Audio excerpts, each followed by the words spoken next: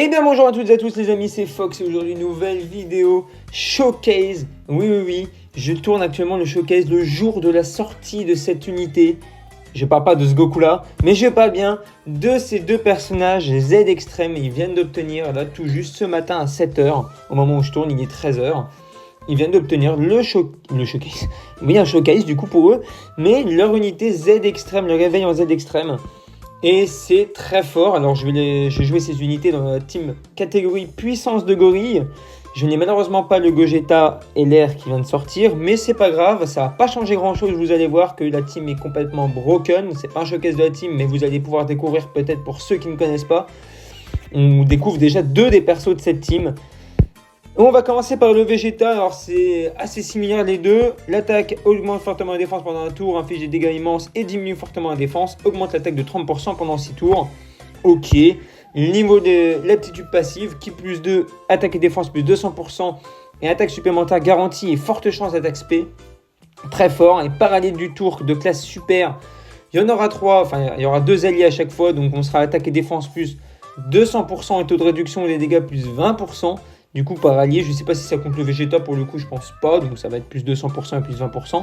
S'il y a un ennemi de classe extrême ou s'il y a parmi les alliés attaquants du tour un autre perso de catégorie héros de GT, ça sera le cas. Il n'y aura que des alliés héros de GT.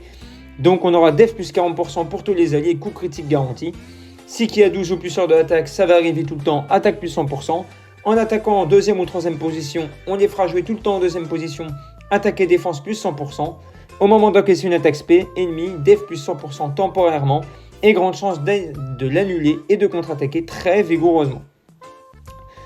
Très broken, vous allez voir que ça tank, ça attaque beaucoup, ça va, ça attaque et ça tape très fort. Pour le Goku, on va être sur quelque chose d'assez similaire, évidemment. Augmente fortement l'attaque pendant un tour et inflige des dégâts immenses et diminue fortement la def. Augmente la défense de 30% cette fois-ci, pas l'attaque mais la défense, pendant 6 tours.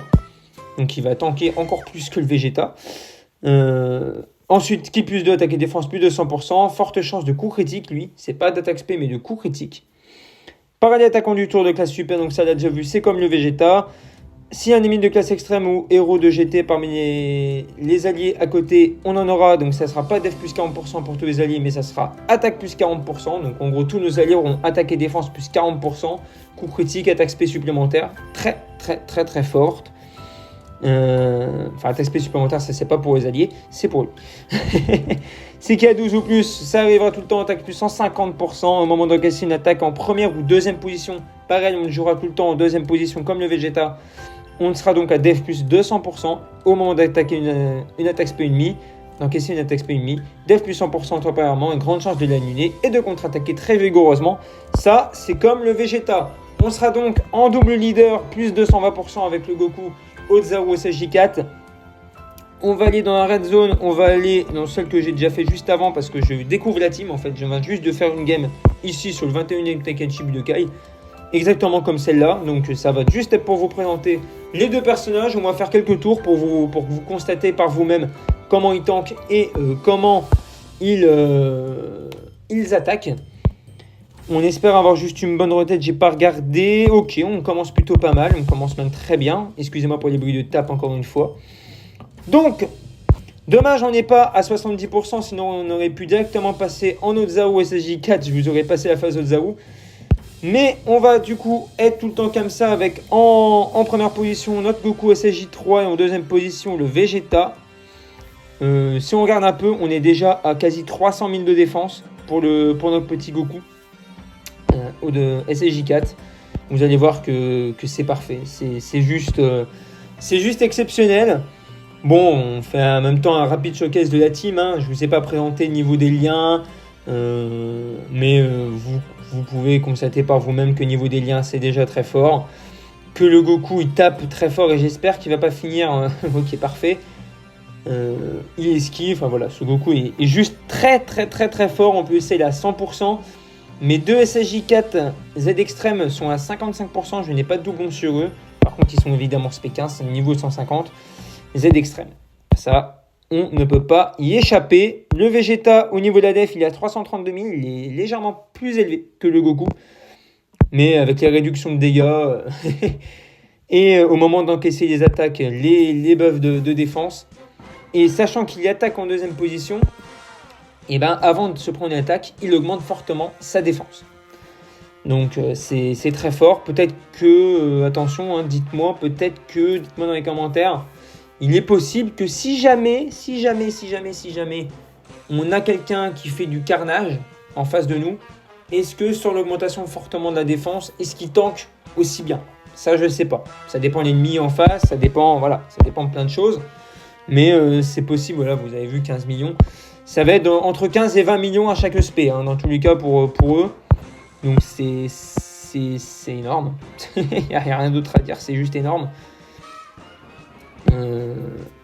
Oui, j'ai le Gogeta SSJ4 LR, on pourrait le mettre en première rotation. Le Gogeta SSJ4 LR, c'est-à-dire que si vous n'avez pas le Goku au début de la rotation, vous pouvez mettre le duo SSJ4 qui se transforme en Gogeta SSJ4 ZLR. Hein, je l'ai en ZLR.